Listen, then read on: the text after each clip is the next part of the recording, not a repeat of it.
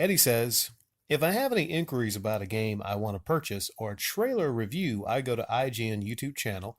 They haven't steered me wrong yet. And found games I purchased and didn't purchase because of them.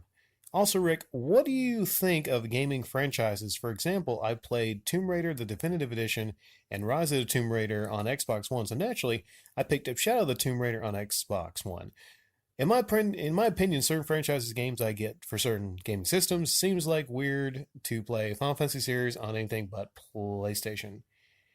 Well, I would say I don't agree with a lot of the reviews on IGN or GameSpot, but if they haven't steered you wrong and you agree with their reviews on things, then just keep going back there. I would say it just depends on what your personal experience is.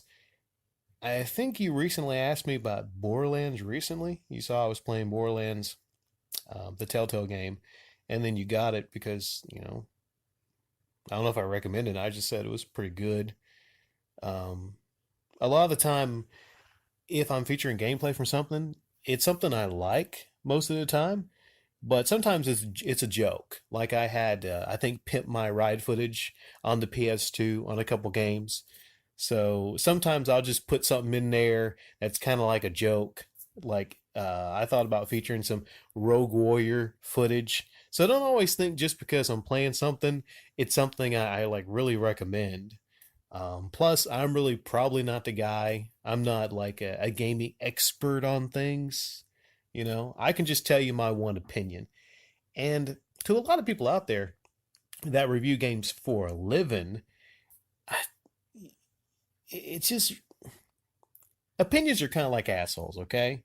I can go to GameSpot or IGN and they could tell me about a game and they could tell me it's a 10 out of 10, one of the best games in the genre. I could play it and I'm like, this is horse shit. This is it just Eddie, it's just about you. It's about what you like. Odds are, if you play Tomb Raider and then the next Tomb Raider, odds are you're going to probably like the third Tomb Raider.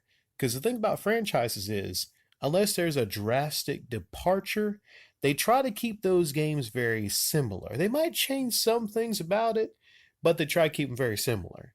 Odds are, if you like Call of Duty or Battlefield, you're probably going to like the next one, unless it's a drastic departure. Now, there's certain instances to where there is a drastic departure. Like one game I could think of would be Ninja Gaiden Yaiba, the Yaiba Z or whatever. Oh, that game was horseshit. You stay away from fucking Yaiba Z.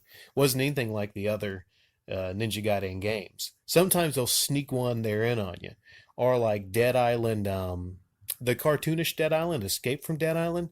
Yeah, so that's one thing I look out for, Eddie. Sometimes there'll be a cash-in game that just has that franchise name on it.